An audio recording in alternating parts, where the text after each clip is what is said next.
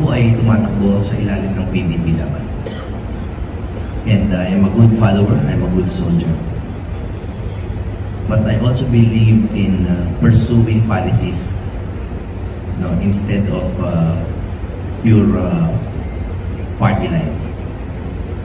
So ako po ay loyal na PDP laban. And I will also be loyal to the best policies. Sir, just a quick follow-up. Are you still loyal, sir, to the former President Duterte? Absolutely. Siya po ay aking kaibigan. At ang isa po sa aking talagang layunin ay patibayan ang best of the Duterte principles. Nasabi niyo po kanina na nais mo rin po maging boses ng entertainment industry po sa Senado.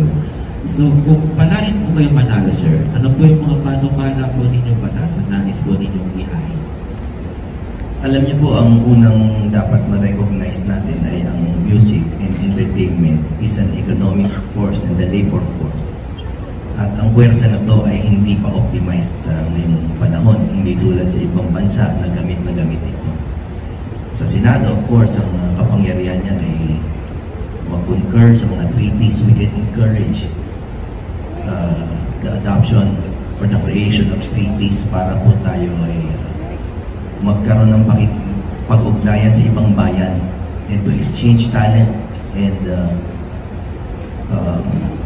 our music force, para umunlad ang turismo at makilala ang kultura ng Pilipino globally.